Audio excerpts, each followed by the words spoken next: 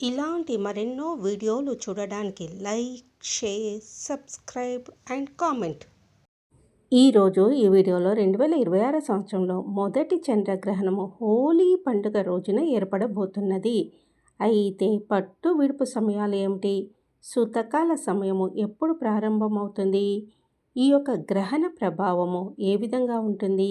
గర్భిణీ స్త్రీలు ఎలాంటి నియమాలను పాటించాలి అనే విషయాల గురించి తెలుసుకుందాము.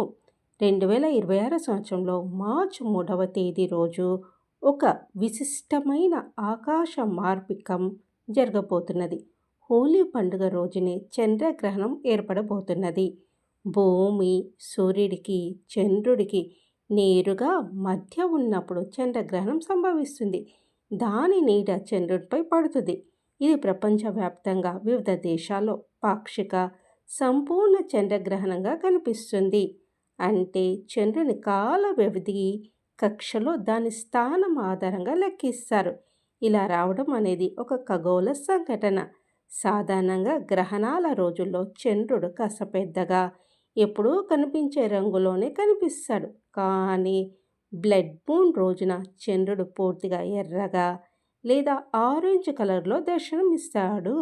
సూర్యుడి నుండి విడుదలయ్యే రెడ్, ఆరెంజ్ కిరణాలు భూమి వాతావరణం గుండా వెళ్ళి చంద్రుణ్ణి ప్రకాశింపజేస్తాయి. సంపూర్ణ చంద్రగ్రహణ సమయంలో భూమి నీడ చంద్రుణ్ణి పూర్తిగా కప్పేయడంతో చంద్రుడు ఇలా ఎర్రగా లేక ఆరెంజ్ రంగులో కనిపిస్తాడు. దానిని శాస్త్రవేత్తలు బ్లడ్ మూన్ అంటారు. భక్తులు మాత్రము శక్తి రాత్రిగా భావిస్తారు. 2026 సంవత్సరంలో హోలీ పండుగ మార్చ్ 3వ తేదీన జరుపుకుంటాం. అదే రోజు పౌర్ణమి, అదే రోజు చంద్రగ్రహణం. ఇది భారతదేశంలో కూడా స్పష్టంగా కనిపిస్తుంది. ఇది గ్రస్తోదయ సంపూర్ణ చంద్రగ్రహణము. గ్రహణ పట్టు సమయము సాయంత్రము 3:54. సంపూర్ణ గ్రహణ ప్రారంభము సాయంత్రము 5:01. గ్రహణ మధ్యకాలము సాయంత్రము 5:17. గ్రహణ విడుపు ప్రారంభము రాత్రి 6:33. గ్రహణ ముగింపు రాత్రి 7:41. గ్రహణ పుణ్యకాలము 3:47. సంపూర్ణ బింబ దర్శనము 1:32. సూతకాలము గ్రహణానికి 9 గంటల ముందు అనగా ఉదయం 6:20 నుండి గ్రహణ మోక్షము సాయంత్రం 6:47 వరకు సూతకాలం కొనసాగుతుంది. కావున సూతకాల నియమాలను పాటించాలి.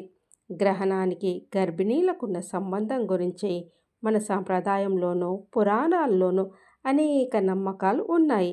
దీని వెనుక శాస్త్రీయమైన మరియు ఆధ్యాత్మికమైన కోణాలు రెండు మిళితమై ఉన్నాయి. గ్రహణ సమయంలో సూర్యుడు లేదా చంద్రుడి నుండి వచ్చే కిరణాలు భూమిపైకి నేరుగా రావు. ఆ సమయంలో వాతావరణంలో కొన్ని మార్పులు జరిగి హానికరమైన సూక్ష్మ కిరణాలు వెలువడతాయి. గర్భిణీ స్త్రీల గర్భాశయం చాలా సున్నితంగా ఉంటుంది. ఈ కిరణాలు గర్భస్థ శిశువు యొక్క కణజాలంపై ప్రభావం చూపే అవకాశం ఉందని, దీనివల్ల శిశువు ఎదుగుదలలో మార్పులు రావచ్చని పెద్దలు భావిస్తారు.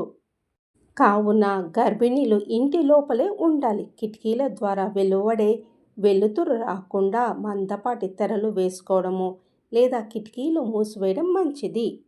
మన దేశంలో ఉన్న బలమైన నమ్మకం ప్రకారము గ్రహణ సమయంలో గర్భిణీలు పదునైన వస్తువులతో ఏదైనా కొయ్యడము లేదా కూరగాయలు తరగడము వంటివి చేస్తే పుట్టబోయే బిడ్డకు పెదవి చీలిక అనగా గ్రహణ మొర్రి లేదా వేళ్ళు అతుక్కుపోవడం వంటి సమస్యలు వస్తాయని నమ్మకము. వైద్యపరంగా దీనికి ఆధారాలు లేకపోయినా ముందు జాగ్రత్తగా మన పెద్దలు తరతరాలుగా ఈ నియమాన్ని పాటిస్తూ వస్తున్నారు. కావున గ్రహణ సమయంలో కత్తులు, కత్తెరలు, సూదులు, బ్లేడ్లు వంటి పదునైన వస్తువులను తాకకూడదు, వాడకూడదు. ఏదైనా కొయ్యడము లేదా కుట్టడం వంటి పనులు చేయకూడదు. గ్రహణ సమయంలో గర్భిణీలు నిద్రపోకుండా ఉండడం శ్రేయస్కరం. కుర్చీలో లేదా సోఫాలో వెన్ను నిటారుగా ఉంచి కూర్చోవడం మంచిది. పండుకోవలసి వస్తే తిన్నగా పడుకోవాలి, కానీ కాళ్ళు చేతులు ముడుచుకొని పండుకోకూడదు. గ్రహణ కాలంలో సూర్యరశ్మి లేకపోవడం వల్ల బ్యాక్టీరియా మరియు ఇతర సూక్ష్మజీవులు వేగంగా వృద్ధి చెందుతాయి. దీనివల్ల ఆహారం త్వరగా కలుషితం అవుతుంది. గర్భిణీలకు జీర్ణశక్తి సాధారణంగానే కొంచెం తక్కువగా ఉంటుంది. ఈ సమయంలో తిన్న ఆహారము విషతుల్యమై తల్లి మరియు బిడ్డ ఆరోగ్యానికి ఇబ్బంది కలిగించవచ్చు. కావున గ్రహణానికి 3 గంటల ముందే భోజనం ముగించాలి. ఒకవేళ ఆరోగ్య కారణాల రీత్యా ఆకలి వేస్తే గ్రహణానికి ముందే దర్బలు వేసి ఉంచిన పండ్లు లేదా నీటిని తీసుకోవచ్చును. దర్బలకు కిరణాల ప్రభావాన్ని అడ్డుకునే శక్తి ఉందని మన పూర్వీకులు గుర్తించారు.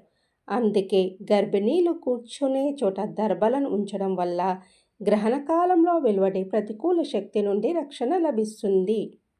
అందుకే గర్భిణీల మంచం పైన లేదా చాప కింద దర్బలను పరుచుకోవాలి. ఇది గ్రహణ కిరణాల నుండి వెలువడే ప్రతికూల శక్తిని అడ్డుకుంటుంది. అలాగే తాగే నీటిలో ఆహార పదార్థాలపై కూడా దర్బలను ఉంచాలి. గ్రహణ సమయంలో భూమి యొక్క గురుత్వాకర్షణ శక్తిలో మార్పులు వస్తాయి. చంద్రుడు మనసుకు కారకుడు కాబట్టి చంద్రగ్రహణ సమయంలో మనసు కొంచెం అశాంతిగా లేదా ఆందోళనగా ఉండవచ్చు. తల్లి మనసు ప్రశాంతంగా లేకపోతే అది శిశువుపై ప్రభావం చూపుతుంది.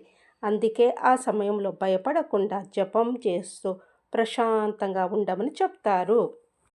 ఈ సమయంలో సంతాన గోపాల మంత్రము, ఆదిత్య హృదయము లేదా విష్ణు సహస్రనామం వంటి స్తోత్రాలను వినడము లేదా మనసులో జపించడం వల్ల శిశువుకు రక్షణ లభిస్తుంది.